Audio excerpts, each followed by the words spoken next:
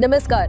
मराठा आंदोलनाच्या पार्श्वभूमीवर आता आरोप प्रत्यारोपांची ठिणगी पुन्हा एकदा पेटलेली पाहायला मिळत आहे. मनोज जरांगे पाटील यांनी केलेल्या गंभीर आरोपांवर आता अमोल खुने यांनी जोरदार प्रतिहल्ला केलाय आणि सर्वात धक्कादायक म्हणजे माझ्यावर खून कटात नाव घालण्यात आलं, फक्त खोटं उघड होऊ नये भरून असा थेट आरोप अमोल खुने यांनी केलाय.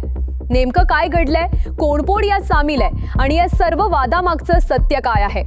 छत्रपती संभाजीनगर जिल्ह्यात सध्या राजकीय आणि सामाजिक वातावरण आधीच तापलेलं आहे. मराठा आरक्षण आंदोलनामुळे राज्यभरात संवेदनशील परिस्थिती निर्माण झाली आहे. अशा वेळी काही गंभीर आरोप समोर आले आणि त्यात अमोल खुने यांचं नाव घेतलं गेलं.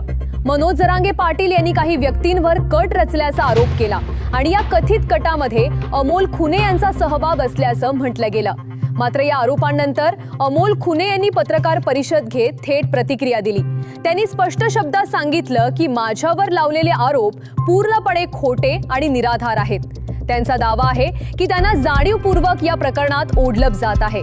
खोटं उघड होऊ नये म्हणून माझं नाव खून कटात घातलं असंही त्यांनी म्हटलंय. सध्या उपलब्ध माहितीनुसार गारकरणात अधिकृत तपासाबाबत सविस्तर माहिती अद्याप स्पष्ट नाही. पोलिसांकडून अधिकृत निवेदन समोर आलेलं नाही, त्यामुळे कोणत्याही निष्कर्षावर पोहोचणं योग्य ठरणार नाही. अधिकृत माहितीची प्रतीक्षा आहे. अमोल खुने यांनी असंही सांगितलं की ते कायदेशीर मार्गाने या आरोपांचा सामना करतील. त्यांनी स्वतःवरचा आरोप फेटाळला आहे आणि आपली बाजू ठामपणे मांडली आहे. दुसरीकडे मनोज जरांगे पाटील आपल्या भूमिकेवर ठाम असल्याचे संकेत मिळत आहेत. दोन्ही बाजूंनी आपापले दावे मांडले जात आहेत.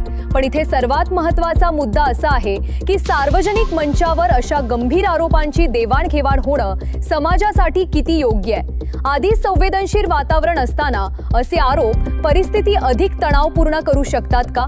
मराठा आंदोलन हा सामाजिक दृष्ट्या अत्यंत महत्त्वाचा विषय आहे. अशा वेळी आरोप प्रत्यारोपांमुळे सामान्य लोकांमध्ये संभ्रम निर्माण होऊ शकतो.